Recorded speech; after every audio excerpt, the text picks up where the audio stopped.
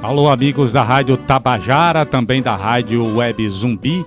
Esse programa é uma iniciativa da Rádio Zumbi Web, numa realização colaborativa da Sociedade Cultural Posse Nova República, com a Academia de Cordel do Vale do Paraíba e ainda o Coletivo de Comunicadores Populares Novos Rumos. Bom dia a todos e todas, eu sou Dalmo Oliveira, aqui na transmissão. Programa de hoje gravado aqui nos estúdios da sua Rádio Web Zumbi, para todos os ouvintes aí que costumam nos acompanhar aqui pelas ondas da Rádio Tabajara. Está no ar mais uma edição do programa Alô Comunidade, o primeiro radiofônico paraibano sobre a temática da comunicação comunitária e livre. O Alô Comunidade é produzido de maneira colaborativa, numa parceria inédita entre os movimentos sociais pela democratização da comunicação e a Empresa Paraibana de Comunicação, EPC. Seus objetivos principais são contribuir para uma cultura de paz e harmonia social, o bem-estar coletivo e reflexões sobre o cotidiano das comunidades da Paraíba.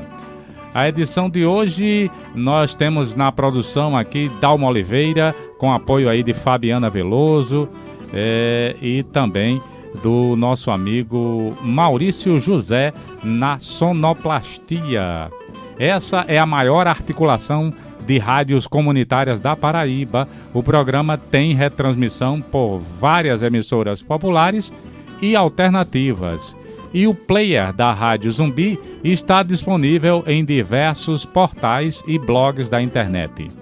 Você pode nos ouvir, por exemplo, através dos links radiotabajara.pb.gov.br, radiozumbijp.blogspot.com, Novos Rumos jornalistas.blogspot.com, tribunadovale.online.blogspot.com, o blog vavadaluz.com e ainda o portal diariopb.com.br, nossos parceiros na internet.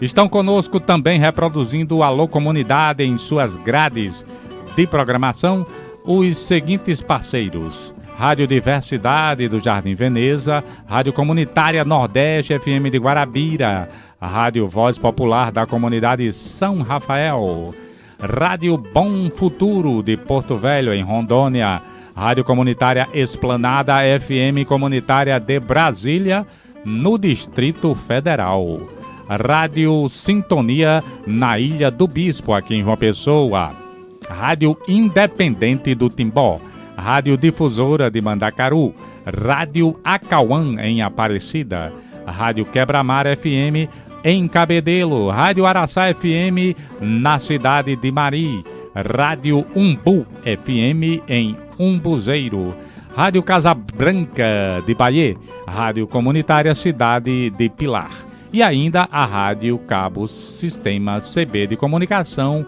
em Caldas Brandão. Olha, esse programa também é a primeira experiência paraibana de pós-rádio, porque sua gravação fica disponível logo em seguida no YouTube, juntamente com algumas imagens, fotos que nós fazemos aqui durante o programa nos estúdios da Rádio Tabajara AM.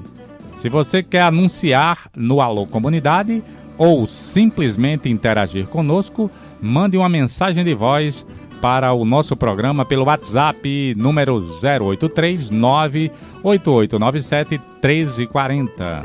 Eu sou Dalmo Oliveira, do Coletivo de Comunicadores Populares Novos Rumos. Antes de começarmos o programa propriamente dito, eu queria agradecer a todas e todos aqui, principalmente o pessoal aqui da Rádio Tabajara, na figura de Naná Garcês, do Maurício José, esse guerreiro aí da mesa de som, tá certo? Os companheiros aqui da recepção, da rádio, toda a galera que faz a equipe vencedora da Rádio Tabajara, principalmente a turma da Rádio Tabajara AM, por esses longos anos aqui no Alô Comunidade. A gente sempre aos sábados aqui entrando na programação, fazendo um programa diferenciado dentro da programação da Rádio Tabajara. Queria aproveitar para dizer a vocês que eu estou me despedindo aqui do Alô Comunidade, assumindo uma nova tarefa fora da Paraíba, e vou deixar então o Alô Comunidade a cargo dos companheiros aí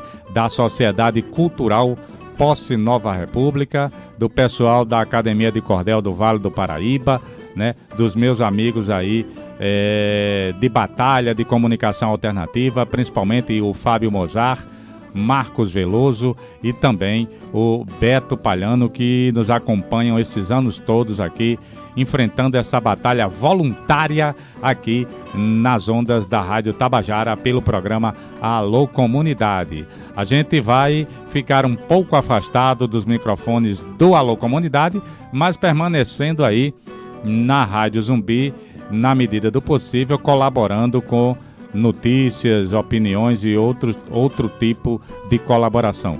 Mas a apresentação do Alô Comunidade a gente está efetivamente se afastando, e provavelmente esse é um dos últimos programas que eu apresento aqui para vocês na Rádio Tabajara AM. Muito obrigado a todas e todos que colaboraram conosco, Fabiana Veloso, também a Mabel Dias, que nos ajudou no início, né? E tantos outros e outras companheiras aí de caminhada que se somaram conosco nessa aventura do Alô Comunidade. A gente tá na escuta, né? Tá aí no entorno e passa a peteca aí para os companheiros que com muita competência, com certeza, vão segurar a onda aqui do Alô Comunidade por muitos e muitos anos aí para frente. A Rádio Tabajara, que está passando também por uma transformação, né?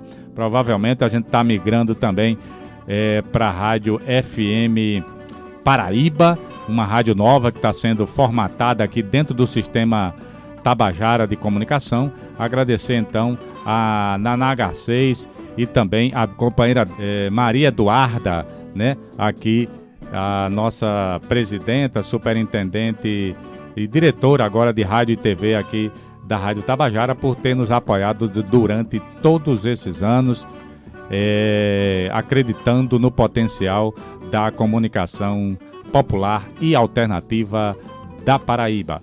Um grande abraço, um beijo a todas e todos. A gente fica na torcida para que a Rádio Tabajara continue sendo a rádio da cidadania, né? A emissora de todos os paraibanos e das paraibanas também. E é esse o recado que eu queria dar inicialmente aqui no Alô Comunidade. A gente vai trazer hoje uma entrevista muito especial.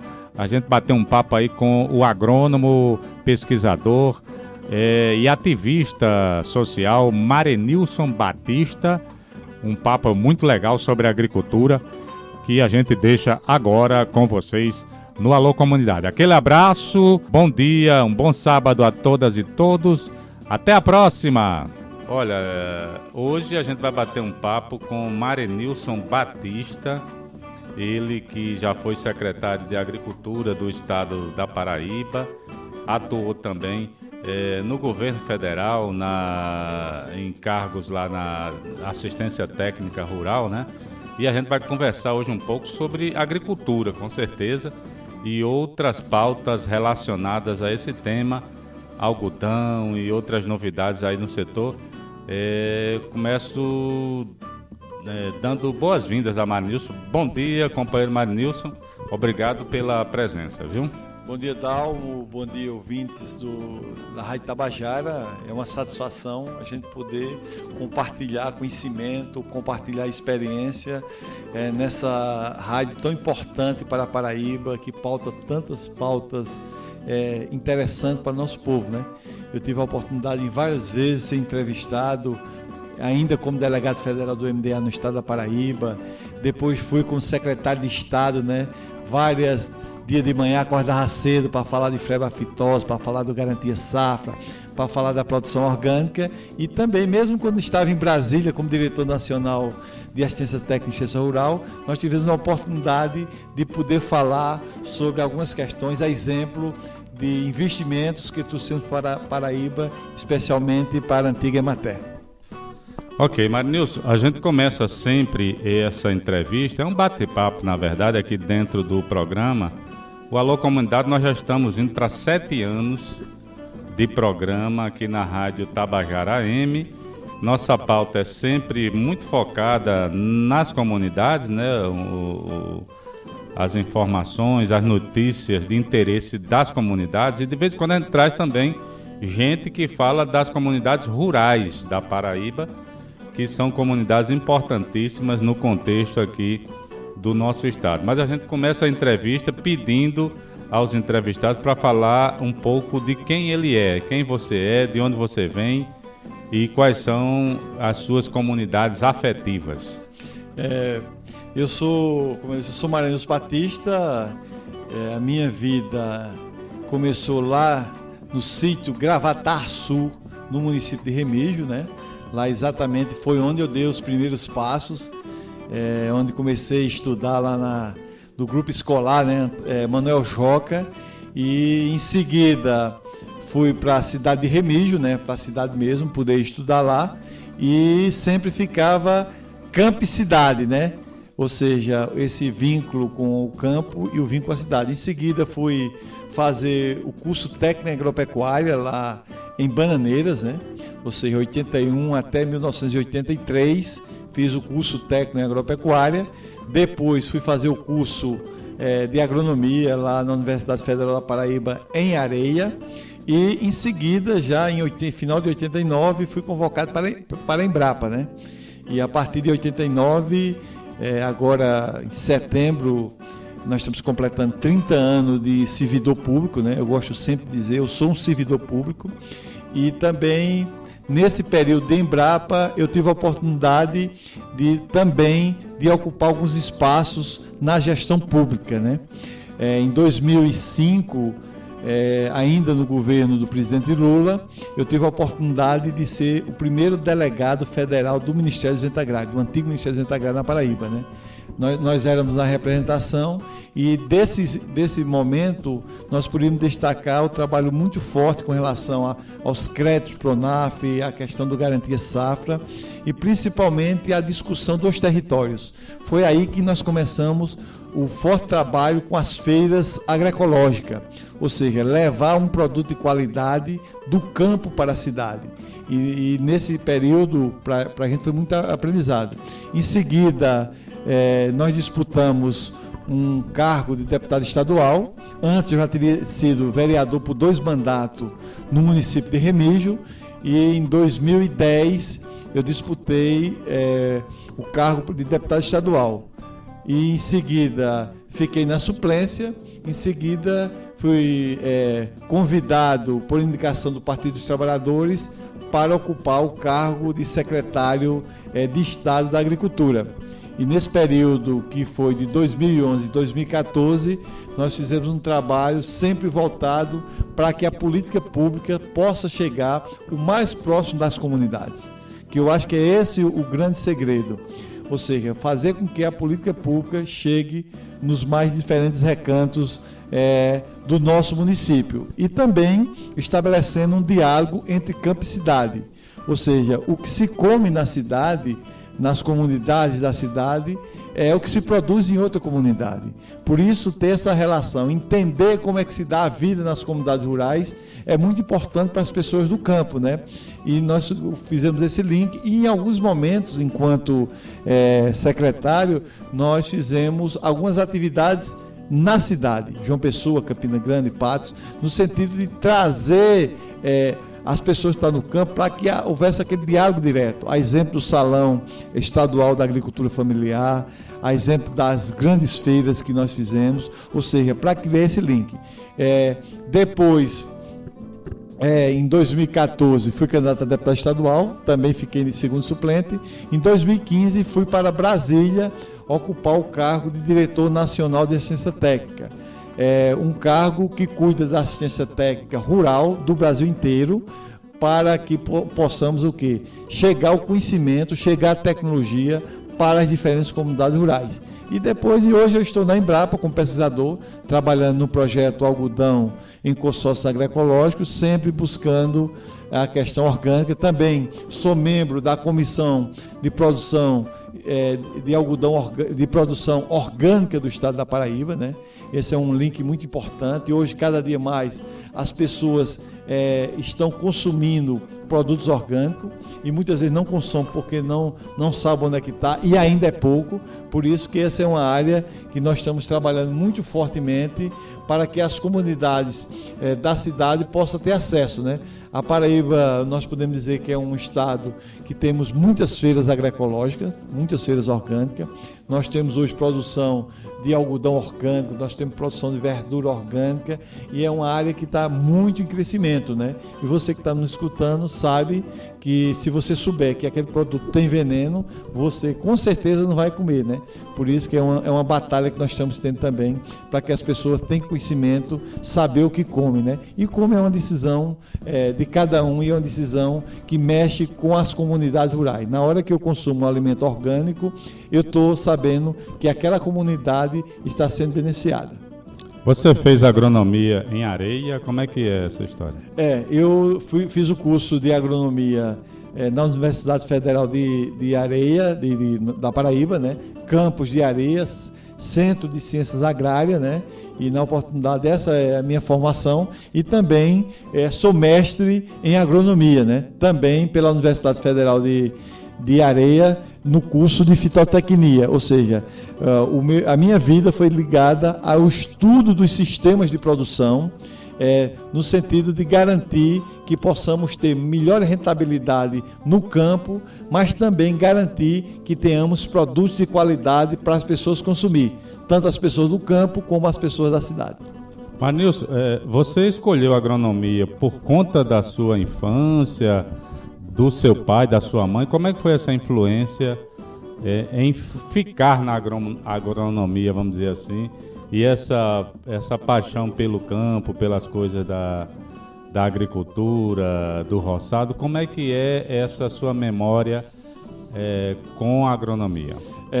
Dalmo e ouvintes, a felicidade só acontece quando você tem um reconhecimento da sua origem, do seu pertencimento.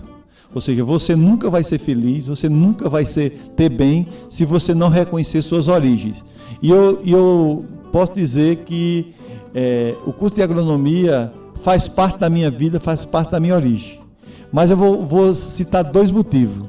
Eu acho que eu poderia ser também outra profissão. Eu gosto muito de ser professor, eu gosto muito da educação física, eu gosto muito de cuidar das pessoas. E eu vou dizer, o curso de agronomia foi pela minha origem, pela minha vida, mas foi também pela minha proximidade da oportunidade que se tem. Porque muitas pessoas falam que você consegue na vida só por suor e por mérito. Eu digo, tem que ter suor, tem que ter mérito, mas tem que ter oportunidade também.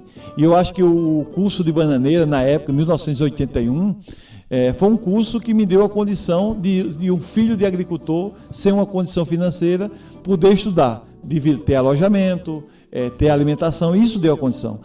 Quem foi que lhe deu o toque sobre bananeira? Veja o seguinte, minha mãe sempre... a mãe sempre sonha o melhor para os filhos, né? E bananeiras era o sonho de consumo de muitos filhos de agricultores, pelo fato de dizer, tu lá vai se formar, o teu gasto é pouco e ao mesmo tempo tu vai sair com uma profissão, né? Esse era o sonho, né? De você ter. E morava na escola. E morava na escola. Ou seja, muitas vezes o seu suor depende da oportunidade, né?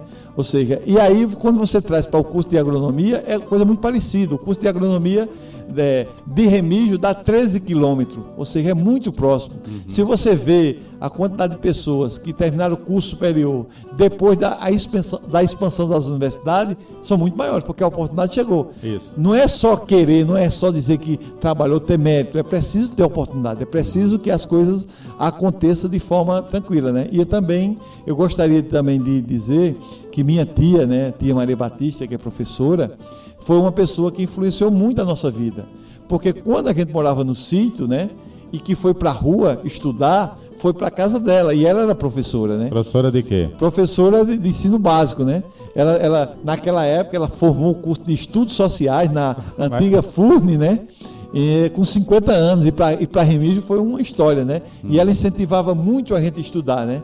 E meu avô também, ele tinha uma característica, porque ele morava no sítio. Quem é seu avô? Como é o nome? O nome dele é chamado Manuel Joca, né? E ele morava na zona rural. É o pai do seu pai? É o pai do meu pai. Certo. E ele morava na zona rural, e na zona rural ele alugou essa casa para minha tia ensinar na rua. Ou seja, ele tinha uma visão de futuro, né? A primeira escola que foi feita em Gravataçu foi doado o terreno que ele doou. Ou seja, era um cara que dizia, ó, que o conhecimento leva para ele. Investia na educação. Investia na educação. A né? sua tia foi a primeira que estudou, não? Da família? Foi a primeira que estudou.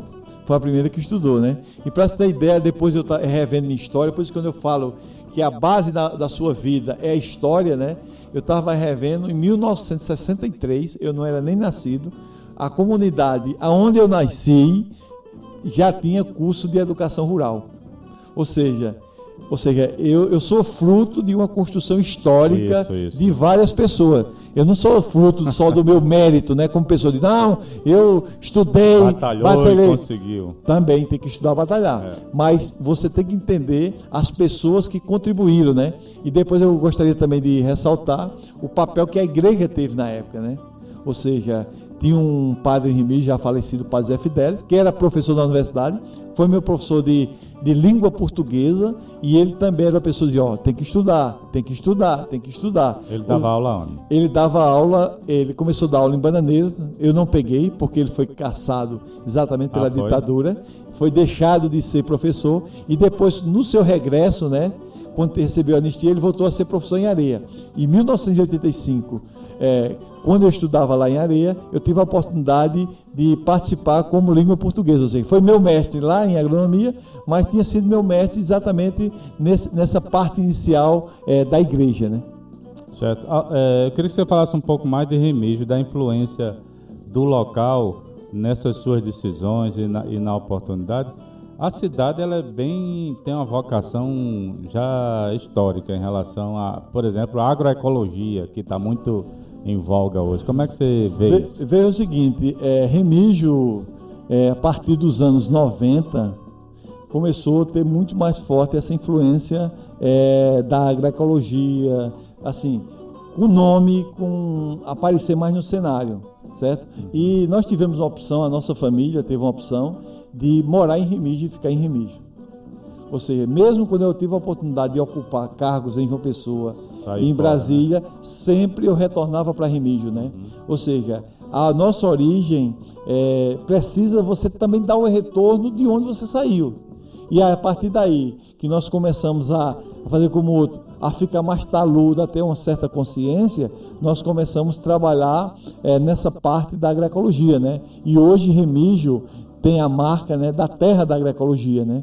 Não só por mim, não só pelos meus irmãos ou pelo sindicato, mas pelo conjunto de pessoas que vão construindo essa marca, né? E até aproveitei esse momento de convidar, em novembro nós vamos ter o 7º Festival da Cultura Agroecológica, lá em Remígio, né? Eu acho que é um ponto importante, porque é um momento de celebração do que é construído durante esse ano, né? Já é a 7ª edição? 7ª edição disso aí. Quem foi que inventou? Foi nós que inventamos, né? Nós tivemos a oportunidade de em 2007, né? Que ele acontece a cada 2 anos, de fazer, no momento, se chamava Festa da Colheita do Algodão Agroecológico. Sim. E nós entendemos que na época a gente trabalhou muito forte com algodão. Hoje Remígio exporta algodão para o mundo todo, né? Ou seja, algodão orgânico, algodão agroecológico. Foi em 2002? Começou em 2007. Certo. Começou em 2007 e a partir daí nós evoluímos não só algodão, mas também celebrar o conjunto de plantações do milho, do feijão, das verduras, das fruteiras, dos animais, né? Por isso que hoje se chama Festival da Cultura Agroecológica. Certo. Marinilson, isso que você está falando da família, do reforço do local também, e de toda esse engajamento, que eu vou dizer assim, do núcleo familiar, né, e dos amigos que estão em torno da família e coisa e tal. com o tempo acaba dando resultados. Aí um deles foi o Melchior prefeito. Como é que você linka uma coisa com a outra? É o seguinte, existe o trabalho de cidadão do cotidiano, né? Nós temos na família, tem eu que sou agrônomo, tem Melchior, que é o Chió, né? Que hoje é deputado estadual, que é agrônomo. Nós temos outro irmão da área da comunicação rural, nós temos outro irmão que é secretário, que é ligado à agricultura, nós temos outro irmão que é ligado à agricultura. Assim, você tem uma prima que é ligada à agricultura e você tem outras profissões, médicos, psicólogos. Isso. Na tua família são quantos irmãos? Na família são 7 irmãos. 7, é? Bem é um bocado, graças a Deus. E aí você vai construindo, como nós optamos, né? Aí tem a história do Dr. Raimundo, que foi o primeiro, foi candidato a prefeito, na época não existia, na época do MDB, 1982, aí depois nós disputamos, todas as eleições nós disputamos, em alguns momentos pelo PSB antigo e depois pelo PT, também participamos de campanha do antigo MDB, ou seja, você tem uma trajetória... Sempre engajado numa trajetória da política, né? Que nós entendemos que as mudanças acontecem pela política. Isso. E também no engajamento das coisas que a gente acredita. E aí, como quem faz política com comunidades, sabe que tem 3 pontos que é fundamental. Um é a agricultura, pelas comunidades rurais, pela nossa origem. Isso. Outra foi as comunidades ligadas à cultura. Nós temos eu posso dizer, o privilégio de dizer que tem uma quadrilha junina, né? Não é aquela outra quadrilha, não. Não é a outra quadrilha, não. Essas novas, não. Não é essas novas, não. As quadrilhas juninas, nós temos 36 anos de quadrilha junina na parte cultural. Nós temos também o bloco Vai Quem Quer, que nós também fazemos um bloco popular. No período do carnaval? No período do carnaval, sempre na sexta-feira do carnaval, se chama Vai Quem Quer. Completa agora 20 anos. Agora em 2020, né? Sempre 2020. E nós também estamos muito ligados à questão do esporte. Sim. Nós fundamos time de futebol que tem 30 anos, fizemos questão do voleibol e também nós fizemos uma odisseia, né? Em 2001, eu botei na cabeça que a gente ia correr uma São Silvestre, né? E isso que 2001 faz quantos anos? Faz 18 anos. E fretamos um ônibus, e é uma longa história. Levou quantos atletas? Levamos 46 pessoas, não só de Remígio, mas da Paraíba toda. Foi? Pessoas de João Pessoa, pessoas de Campina Grande, pessoas de Alagoa Grande, e fretamos esse ônibus, né? E fomos bater na São Silvestre em 2001, né? Passou quantos dias em São Paulo? Foi 2 dias de viagem, passamos mais 3 dias em São Paulo, depois voltamos, né? E tem algumas histórias bem inusitadas, né?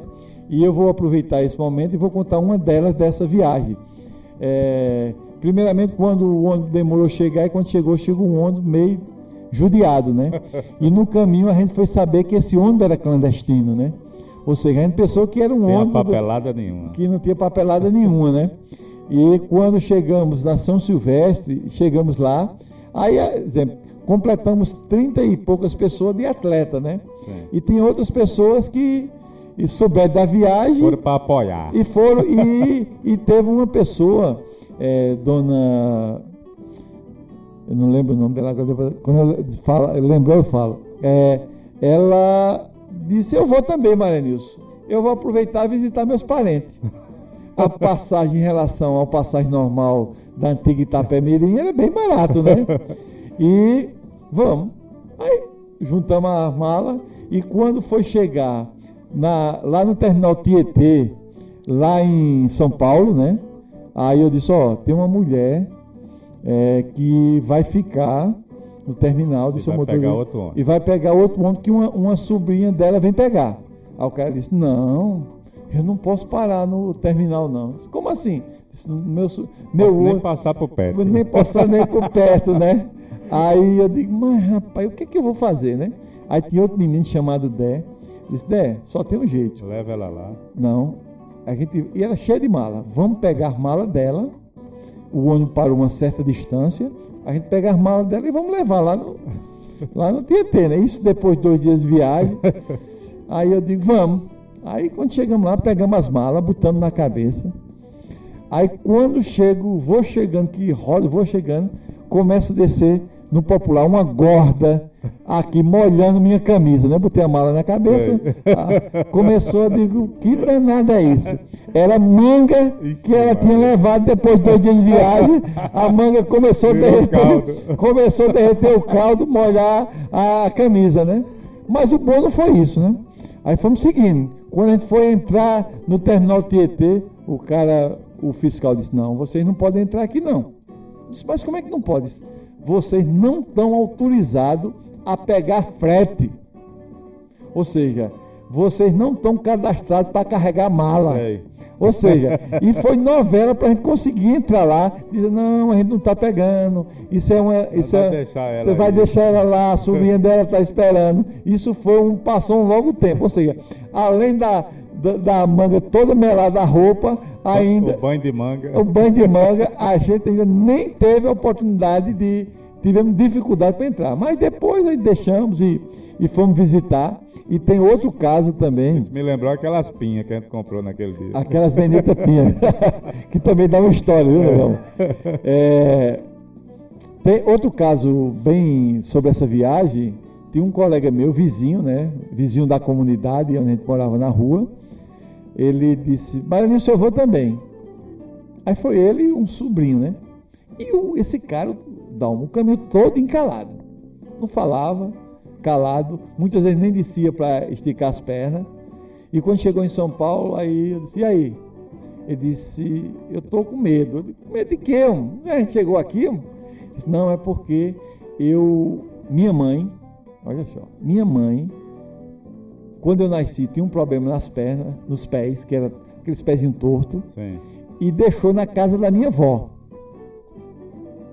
E de lá para cá, eu não conheço minha mãe, eu não conheço meus irmãos. E eles estavam em São Paulo? Eles moravam em São Paulo. E ele estava na dúvida se ia visitar eles ou não. Eu digo, homem, vá lá. Esse cara foi lá. Sozinho? Ele e um sobrinho, né? Sim. Foram os dois, marcaram, ligaram pro povo, foram para lá.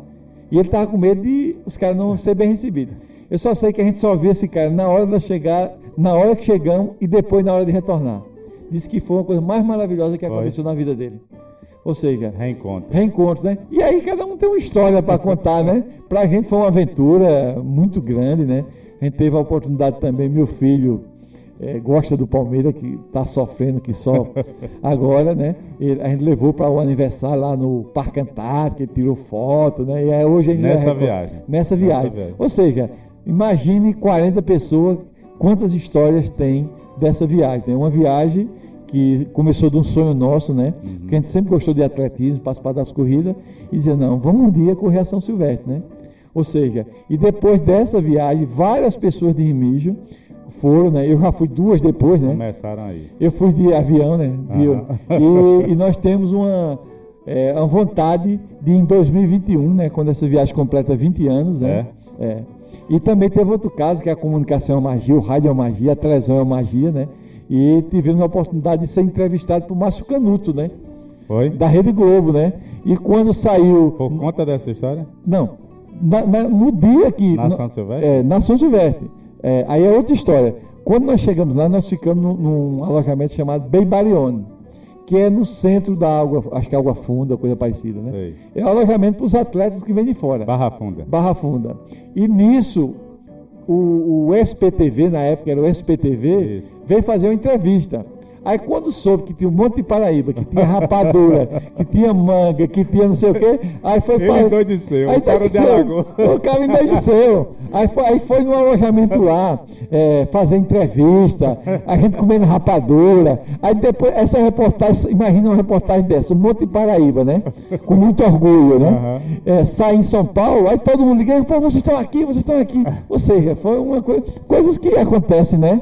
Nessa história, que muitas vezes a gente vai para um local e tem coisa muito boa para acontecer. E tem gente que só quer ir, se quiser. Isso, será que eu vou sair na TV?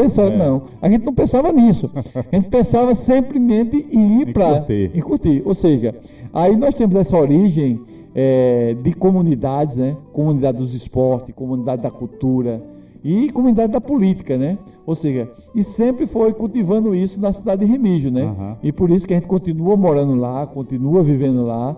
Ou seja, essa semana eu tive o prazer de ir para o cinema, né? Quem está escutando, Remígio tem o único cinema de rua do estado da Paraíba e talvez até do Nordeste. Os outros cinemas são em shopping. Lá em Remígio está passando agora o filme Bacurau, né? Você teve a van premiere lá, né?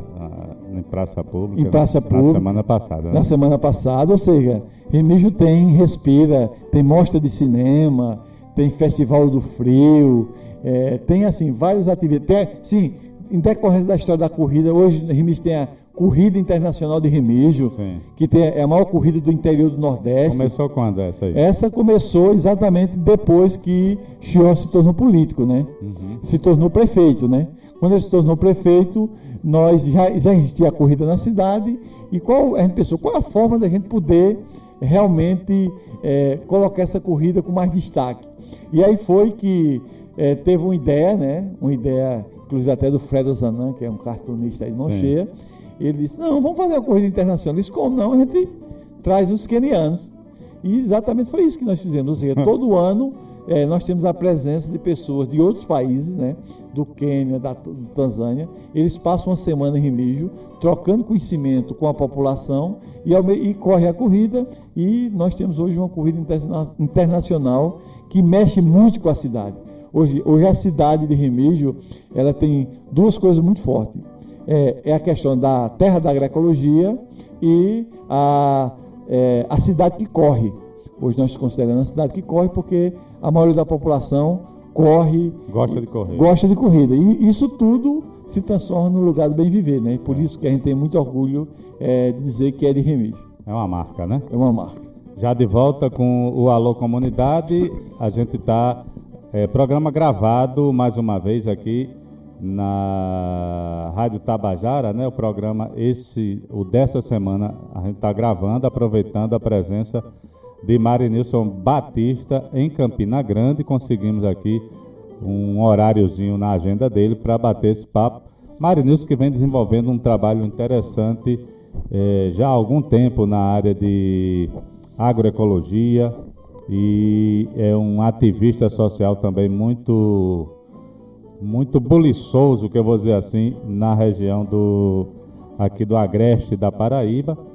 A gente contando um pouco dessa história aqui para os ouvintes da Rádio Tabajara e também da Rádio Web Zumbi. Esse programa ele repete durante toda a semana, no mesmo horário, a partir das 11 horas da manhã, na nossa Rádio Web Zumbi. Mandar um alô aí pro pessoal do Geisel, que nos escuta semanalmente, principalmente nesse horário do Alô Comunidade. Muita gente antenada nas novidades do Alô Comunidade. Manilson, eu queria que você contou uma história interessante no bloco anterior dessa paixão pela maratona, pelo atletismo lá na cidade de Remígio. E outro dia você também havia me contado uma coisa que eu acho bastante cultural e que também me parece que é muito específica, né, lá da zona rural do entorno de Remígio. No mês de maio, aquela queimação de flores. Me fala um pouco, fala para os nossos ouvintes o que é esse evento e a memória que você tem dele, né? É uma coisa que mexe muito com a comunidade também, bem religiosa, né? Quando eu fui secretário de Agricultura, né, eu brincava com o Chico César, né? E Chico, eu sou o secretário da Agricultura, né? Assim, mostrando para ele a interação entre a agricultura e a cultura. As expressões populares, na sua maioria, né, ela exatamente... hoje a cidade está mais forte, mas no passado basicamente era as danças, os cocos, vinha exatamente do rural, né? Se você vê, você tem muito forte influência do rural. E na nossa região tem uma manifestação cultural que é muito forte, né? É a questão das queimações de flores. como é que funciona? É normal para a religião católica celebrar o mês de maio, que é o mês mariano, ou seja, dedicado a Nossa Senhora, né? E durante esse mês, na nossa região lá, no entorno de Remígio, em várias comunidades de Remígio, reza a novena de maio, chama novena de maio, todos os dias. E a cada dia você leva as flores e essas flores são recolhidas em um local. Para dia a dia, quando chega no último dia do mês, existe uma celebração maior, que chama a celebração de queimação de flores. Essa celebração de queimação de flores é a partir do conjunto das flores colhidas durante aquela comunidade, e é exatamente lá que tem a coroação de Nossa Senhora e termina com a queimação de flores. Nessa queimação de flores é um ritual muito bonito, porque as pessoas se caracterizam de anjo, né? E celebra esse ritual com vários cânticos, com várias encenações, e é uma celebração mesmo, ou seja, a gente chama celebração, porque celebrar o que passou, e celebra com uma grande fogueira, e essa fogueira é colocado as flores, e tem toda uma série de cânticos típicos para aquela ação, que dá esse colorido especial. E é uma atividade cultural, uma manifestação cultural que acontece muito forte em Remígio. Tem um detalhe que você falou, é que o pessoal que participa eu não sei se tem um dia específico para queimação, se é o dia... Veja o seguinte, como é que acontece? Cada comunidade, ele faz suas celebrações. Algumas comunidades fazem uma celebração fixa quando tem uma capela, outras comunidades fazem uma celebração itinerante de casa em casa. Todo dia chega na casa, aí tem toda a ornamentação de flores. Certo. Terminou o dia, recolhe aquelas flores e coloca numa caixa. Depois dos 30 dias de celebração, no último dia tem o encerramento do mês de maio. Como é que acontece o encerramento do mês de maio? Existe a novena normal, aí existe a coroação de Nossa Senhora, e o ponto alto é a queimação de flores. Acende-se uma fogueira e todas as flores recolhidas nos 30 dias, naquele período, coloca-se para queimar. Ou seja, é uma forma de celebrar e de fazer com que pudesse trazer bons frutos para aquela comunidade, né? Isso é uma tradição de várias comunidades, inclusive existe uma troca até de gentileza entre as comunidades. Por exemplo, comunidade perto nunca marca a queimação de flor no mesmo dia, exatamente para que a comunidade, por exemplo, lá na minha comunidade chamada São Bento, para não dividir, e a comunidade de São Francisco são vizinhas. Marca em dias diferentes, exatamente para que as pessoas possam também prestigiar a celebração da outra comunidade. E é bem simbólico a queimação e essa coisa de juntar as flores durante o mês todo e coisa e tal, né? É muito, muito simbólico isso. Muito simbólico. O pessoal paga promessa durante o mês? Não, não tem pagamento de promessa. Existe, assim, a vontade das pessoas, primeiramente, para queimar flor. As pessoas, aquilo para eles é um privilégio, ou seja, poder compartilhar daquela celebração, né?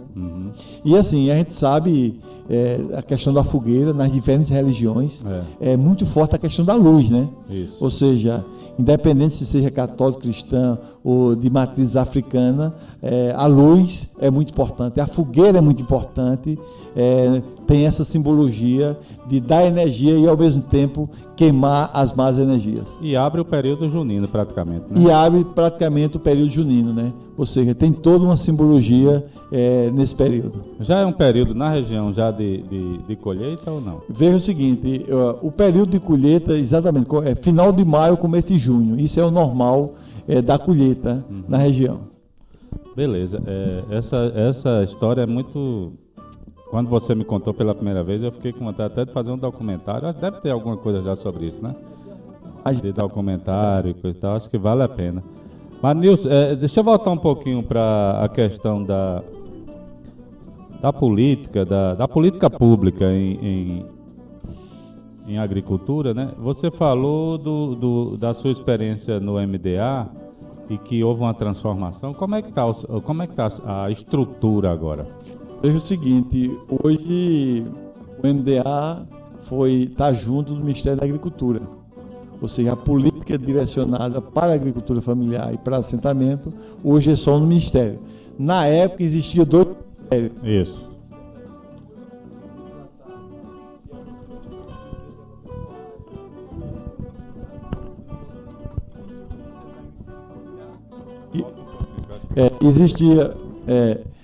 No passado existia 2 ministérios, né?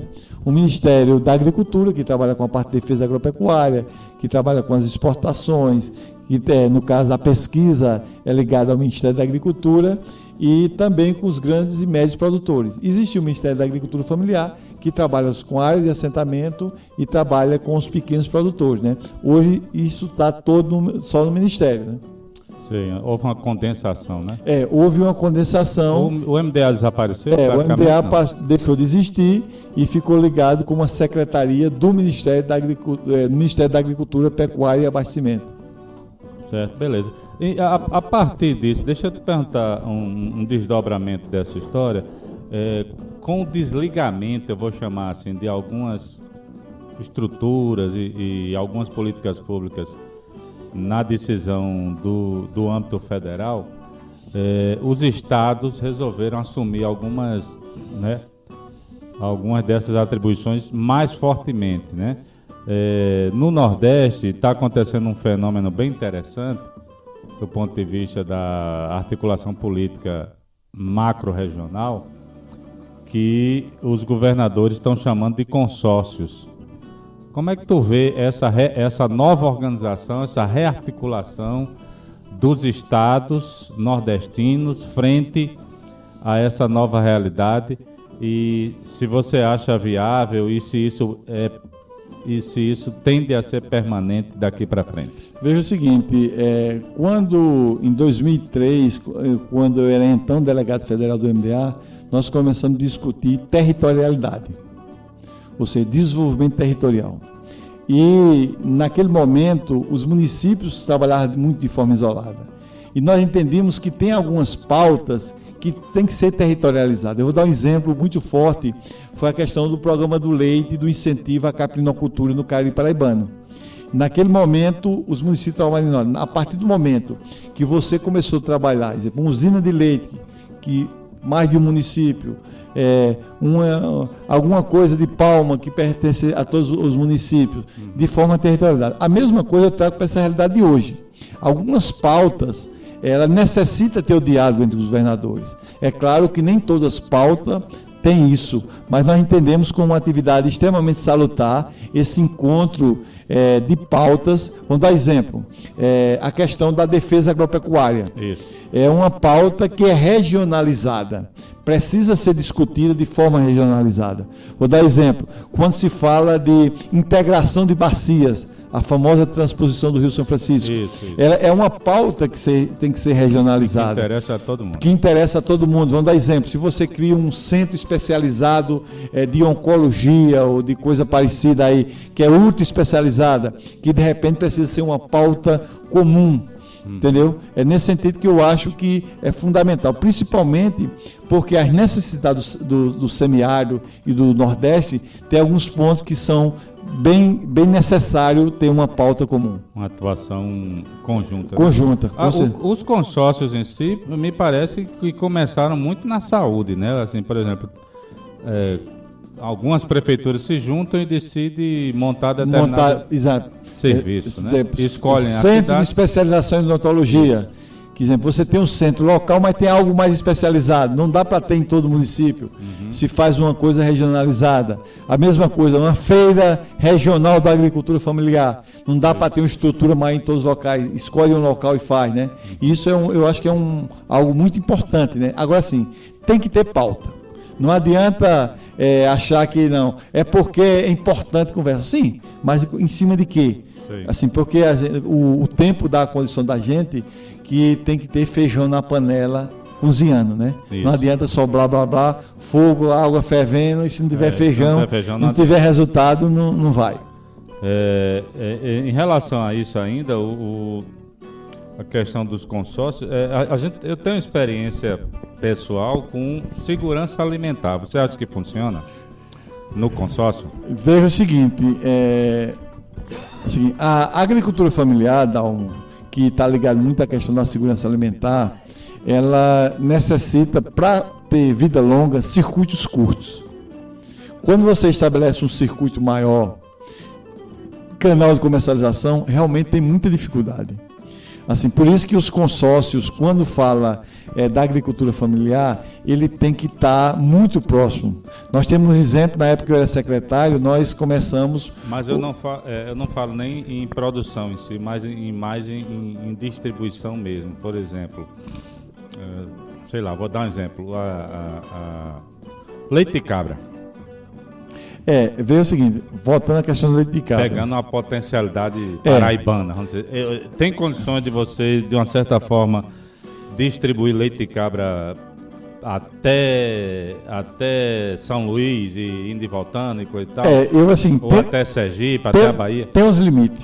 Tem uns limites. Por isso que, assim, quando você vai falar de engenharia de produção dos circuitos, ele precisa ter um limite. Eu vou dar um exemplo, nós temos a central, o SECAFES, que fica lá em João Pessoa. Começou na nossa gestão enquanto secretário enquanto delegado federal do MDA. Na época nós fizemos uma inauguração, o prefeito ainda era Ricardo Coutinho, na época. A gente usa muito lá no Zé Américo. Pronto. Aquilo ali foi na nossa gestão como delegado federal do MDA, que o recurso vinha discutido de forma colegiada no território e foi feita uma parceria com a prefeitura para fazer aquilo lá no Zé Américo. E você vai ver, se você chegar lá e ver quem é que coloca os produtos lá, você vai ver que a facilidade para quem está mais perto, é claro. E aí, muitas vezes, a gente cria, achar que, por exemplo, um maior do que aquele ali talvez não funcionasse. Sei. Ou seja, era necessário outros menores em outros locais. Pulverizar mais, né? Pulverizar mais e chegar mais próximo, baseado na população, no mercado consumidor.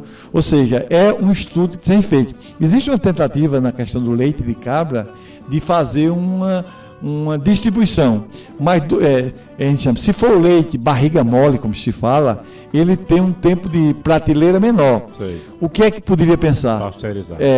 Você poderia ter leite em pó, que essa é uma discussão que tem muito forte no Cariri. No entanto, ainda não chegou à equação correta. Na hora que chegar uma equação correta, dialogado, produção... Mas tem tecnologia. Tem tecnologia tem. Porque muitas vezes não é a tecnologia em si, é como essa tecnologia está sendo empregada. Você acha que uma história como Cobal, por exemplo, funciona ainda não? Naqueles modos eu acho muito difícil, né? Porque, veja o seguinte, como era a Cobal? Você tinha um produto e as pessoas iam comprar. Qual foi a lógica depois? Com a facilidade da internet, se criou os cartões. Isso. É muito mais fácil você colocar um dinheiro, apertar um botão em Brasília e distribuir esse dinheiro pelo Brasil todo e fomentar o comércio local do que você fazer o transporte. Por isso que para cada realidade tem que fazer um estudo, né? Principalmente quando se fala a questão de logística, né? Você transportar, sair rodar 1.000 quilômetros para levar X quantidade de leite ou X quantidade de alface, talvez não valha a pena. Por isso que para cada realidade é um estudo. Mas também, se naquela região não tem como produzir, aí, e é necessário, aí tem que encontrar uma logística para que isso aconteça, né? Certo, entendi. É interessante essa discussão, porque a gente tem que repensar. Agora, do ponto de vista político, você acha que os consórcios e essa articulação dos governadores, que no primeiro momento pode parecer meramente política, né? Porque o Nordeste se posicionou de uma certa forma, coisa e tal. Mas, além disso, você acha que essa articulação do Nordeste se mantém, Marinilson? Se tiver um propósito de servir as pessoas, se mantém. Porque o que mantém, exemplo, o propósito político, por muitas e muitas gerações, é servir as pessoas. Quando o propósito é só para aparecer, vamos dar exemplo. Eu vou ter um consórcio no meu município só porque tem que ser no meu município. Muitas vezes tem um município que tem... Está mais propenso. Fica mais propenso, não, mas porque tem que ser no meu município. Aí não funciona. Agora, por isso que é assim, qual o propósito do consórcio é servir a quem? E eu gosto muito de dizer que eu sou servidor público, com muito orgulho. Isso. E aí você tem que discutir esse propósito. Vamos dar exemplo. Vocês têm uma discussão do coletivo de comunicação, como eu chamo? Populares, né? Isso. Se esse coletivo não tiver o sentido de melhorar a vida da comunidade, a comunidade de São Manuel, a comunidade do Tibiri, a comunidade do Timbó, a comunidade Nova República, São José, renascer lá em Cabedelo, se não tiver Mandacaru, se não tiver esse propósito, vocês vão falar e não chega à realidade.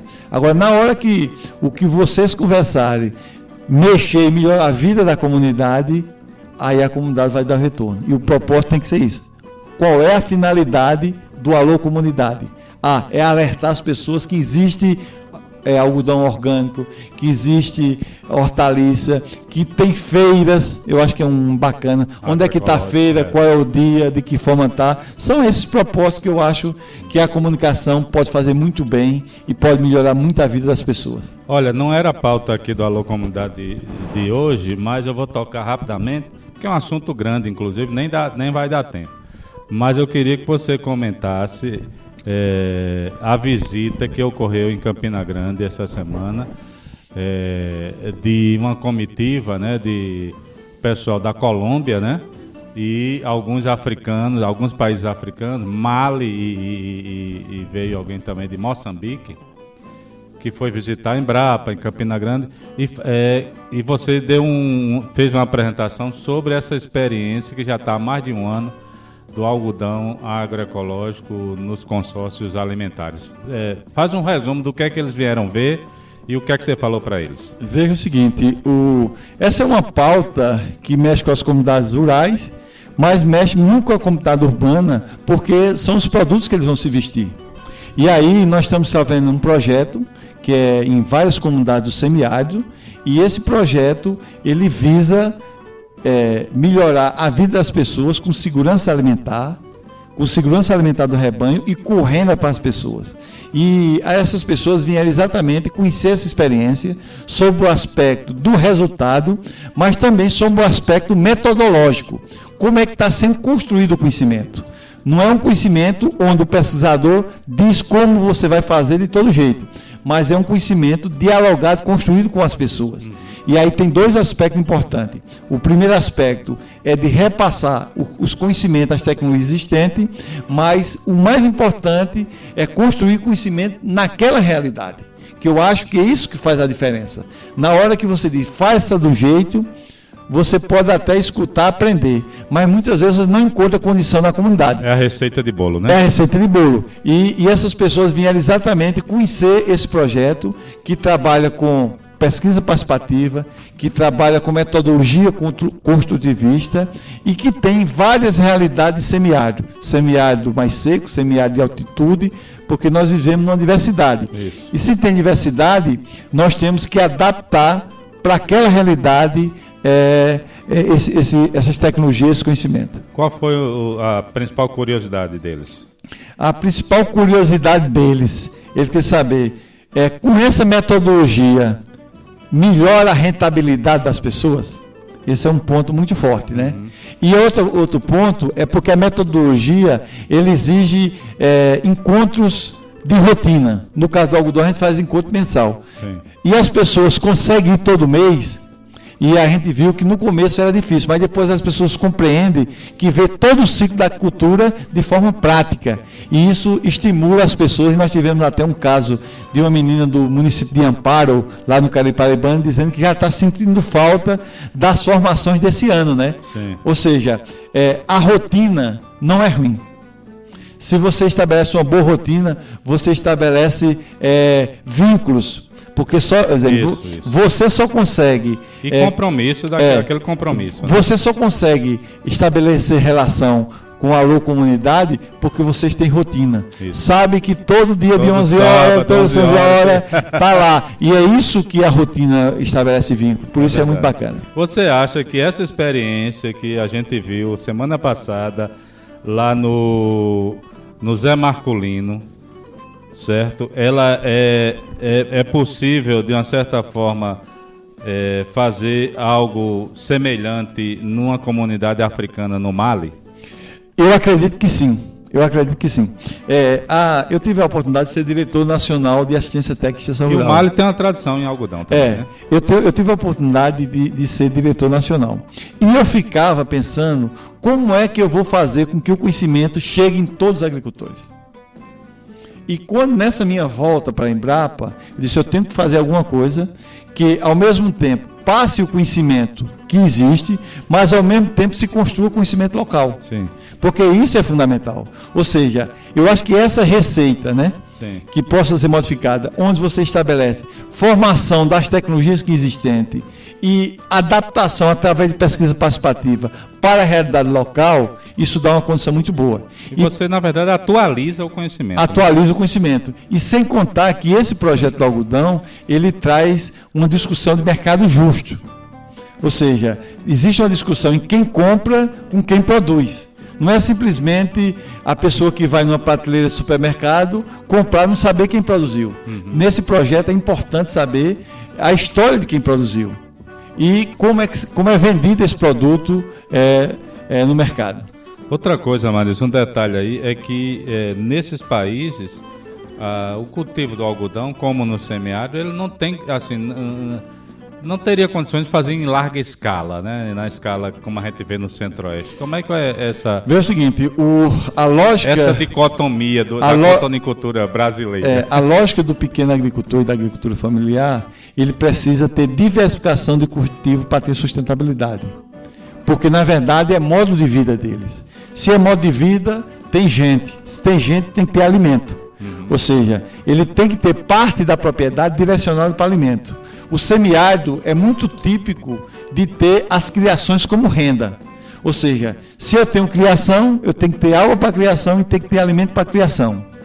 E também eu preciso de culturas que eu vá para o mercado e venda para comprar roupa e comprar outras coisas. Por isso, quando você pensa na propriedade, na sustentabilidade da propriedade, você tem que pensar que essa propriedade tem que produzir por muitos e muitos anos. Ela tem que ter alimento para as pessoas que vivem na propriedade, tem que ter alimento para os animais e tem que ter alguma coisa que você venda e que lhe retorne para você pagar água, pagar luz. Ter a renda. Que no caso o algodão entra como cultura de renda. E entra de forma diferenciada, porque todo esse projeto ele produz de forma orgânica, né? Ou seja, se eu tenho uma condição edafoclimática, uma condição de solo e água, que faz com que eu produza menos, eu preciso ter um produto diferenciado. Porque se chove 500, 600 milímetros, é diferente de um canto que chove 3.000 milímetros. A produtividade vai ser diferente. Para eu poder ter competição, eu preciso ter um produto diferenciado. E o produto diferenciado é a origem dele e também é pelo fato de ele ser orgânico, certificado orgânico. Beleza. O tempo acabou aqui. Queria agradecer a você mais uma vez. Deixar o microfone à disposição para você dar um tchau aí e dizer que o programa vai continuar sempre à disposição dessa discussão. Daqui para um pouco mais a gente pode falar um pouco dos desdobramentos do que vocês alcançaram com esse projeto do algodão. Dalmo, eu agradeço a oportunidade de conversar, de ter um bom bate-papo, né? De conversar com várias comunidades rurais da cidade também e dizer que no mundo hoje cada vez mais nós temos que avançar para ter qualidade de vida das pessoas. E qualidade de vida se começa com o alimento. Você é o que você come, a sua decisão de comer. Por isso que eu gostaria de deixar esse recado bem, que avalie o que você está comendo, como está comendo, e comece a discutir muito forte, seja a comunidade do campo ou da cidade, sobre o que você está comendo, sobre o que é agroecologia, sobre o que é produção orgânica, porque eu acredito muito que é um viés extremamente necessário para nós enquanto pessoas, mas também para o planeta como um todo. E obrigado e até outra oportunidade. Beleza, obrigado Marinilson Batista, um papo legal aqui sobre a agroecologia, sobre a agricultura. Na próxima semana, no mesmo horário, vai estar Fábio Mozart e sua equipe em mais uma edição inédita do Alô Comunidade. Obrigado pela audiência e não desligue o rádio, viu? O pessoal do futebol está chegando aí. Até a próxima.